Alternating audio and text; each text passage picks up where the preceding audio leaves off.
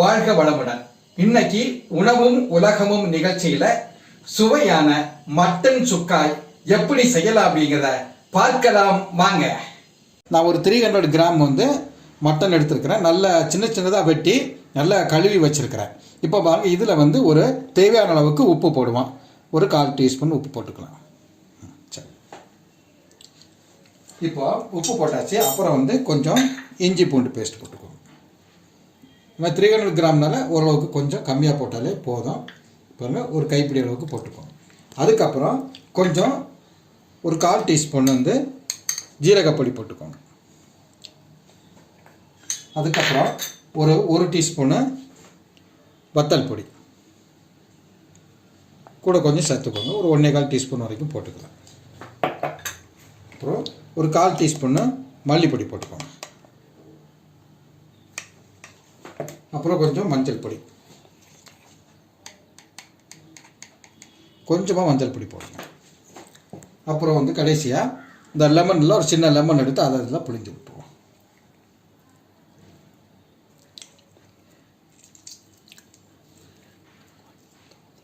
இப்போது இதை நல்லா எல்லாத்தையும் நல்லா மிக்ஸ் பண்ணி ஒரு மணி நேரம் அப்படியே ஊற வச்சிடலாங்க.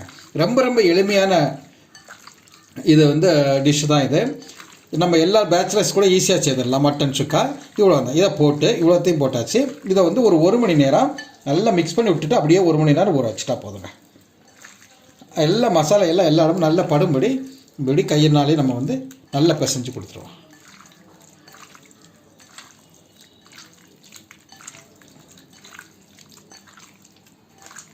இந்த மாதிரி. சரி, பாருங்கள். இப்போ நம்ம ஏற்கனவே ஒரு மணி நேரம் ஊற வச்சக்கூடிய இப்போ அந்த மட்டனை நான் ஒரு குக்கரில் போடுறேன். பாருங்கள், நான் அதிகமாக தண்ணி சேர்க்கலை. ஏன்னா இந்த மட்டனில் உள்ள தண்ணியை நம்ம குக்கரில் இறங்கும். அதனால் பாருங்கள், ஒரு 1/4 கிளாஸுக்கும் குறைவாக தான் கொஞ்சம் தண்ணி எடுத்துருக்கிறேன். போதும். இப்போ இதை நல்லா கலந்து விட்டுருக்கேன்.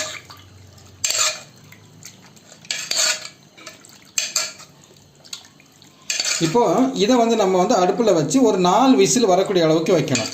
இதில் முக்கியமாக நீங்கள் கவனிக்க வேண்டியது என்னென்னா, தீயை ஜாஸ்தியாக வைக்கக்கூடாது, மீடியத்தில் கொஞ்சம் கம்மியாக வச்சுருக்கணும். ஏன்னா தண்ணி நம்ம விடாதனால அடியெலாம் பிடிச்சிடக்கூடாது. ஏன்னா மட்டன் உள்ள தண்ணி இறங்கும். அதனால் கொஞ்சம் தீயை கம்மியாக வச்சு தான் நம்ம இதை சமைக்கணும். இப்போ குக்கரில் நம்ம மட்டனை வேக வச்சு இறக்கி வச்சுருக்குறோம். இப்போ என்னென்னா அது கொஞ்சம் சூடாக ஆகட்டும். இப்போ ஒரு பாத்திரத்தை அடுப்பில் வச்சு கொஞ்சம் எண்ணெய் விட்டுருக்கோங்க. ஒரு 3 டீஸ்பூன் அளவுக்கு எண்ணெய் விட்டுக்கோங்க. நல்லெண்ணெய் நான் விட்டுருக்குறேன். இப்போ கருவேப்பிலை கடுகெல்லாம் போட்டு கொஞ்சம் தாளிக்கலாம். பாருங்கள், இப்போ நல்லா எண்ணெய் சூடாகிடுச்சு. இப்போ நம்ம கொஞ்சம் கடுகு போடுவோம். கடுகு வெடித்த உடனே கருவேப்பிலையை போட்டு இந்த சின்ன வெங்காயத்தை பொடி பொடிசாக வெட்டி வைக்கிறதையும் நம்ம போட்டு கொஞ்சம் வதக்கணும். கடுகு வெடிக்கட்டும். பாருங்கள், கடுகு நல்லா வெடிக்குது. இப்போ கருவேப்பிலையை நம்ம வதக்கலாம். கருவேப்பிலையை போட்டாச்சு. இப்போ பாருங்கள், நம்ம வெங்காயத்தை ஒரு கைப்பிடி அளவுக்கு வெங்காயத்தை எடுத்து சின்ன சின்னதாக கட் பண்ணி வச்சுருக்கிறோம். அதையும் இதில் போட்டு நல்லா வதக்குறோம். கொஞ்சம் அந்த பொன்னிறமாக வர்றது மாதிரி கொஞ்சம் வதக்கணும். ஒரே ஒரு பச்சை மிளகாயும் நம்ம கூட சேர்த்துக்கலாம். பாருங்கள், இப்போ நம்ம குக்கரில் ஒரு 5 விசில் வரக்கூடிய அளவுக்கு வச்சுருந்தோம். அதை இப்போ நம்ம திறப்போம். பாருங்கள், அழகாக வெந்து வந்துருப்பாருங்க. தண்ணி இருந்து அடியும் பிடிக்கல, தண்ணி கொஞ்சம் கம்மியாக இருக்குது. இது அப்படியே நம்ம இப்போ இந்த வெங்காயத்தை வதக்கினாலும் அந்த பாத்திரத்தில் போட்டு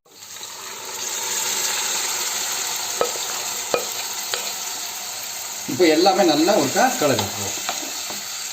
இப்போ தீயை நம்ம இப்போ சிம்மில் வச்சுருக்கிறோம். இனி கொஞ்சம் ஜாஸ்தி பண்ணி வச்சுக்கலாம். இந்த தண்ணி அவ்வளோ வற்றணும். பாருங்கள், நல்லா தண்ணியில் வற்றி வந்துடுச்சு. இப்போ கொஞ்சம் நம்ம காஷ்மீரி வத்தல் பொடி கொஞ்சம் சேர்த்துக்கலாம். ஒரு 1/4 டீஸ்பூன் அளவுக்கு அதையும் சேர்த்துக்கோங்க. அப்புறம் கொஞ்சம் பெப்பர் பவுடராக நம்ம சேர்க்கலாம். மிளகுத்தூள், கொஞ்சம் மிளகுத்தூளும் சரி.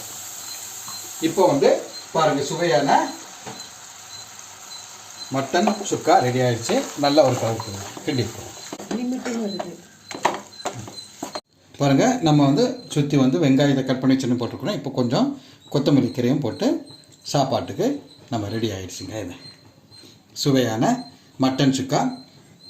இது எங்கள் வீட்டில் ஒருக்கா செய்து பாருங்கள். ரொம்ப ருசியாக இருக்கும். எங்களுடைய சேனலை சப்ஸ்கிரைப் செய்து லைக்ஸ் கொடுங்கள். நாங்கள் போடக்கூடிய ஒவ்வொரு வீடியோவும் உங்களை வந்து சேரும்.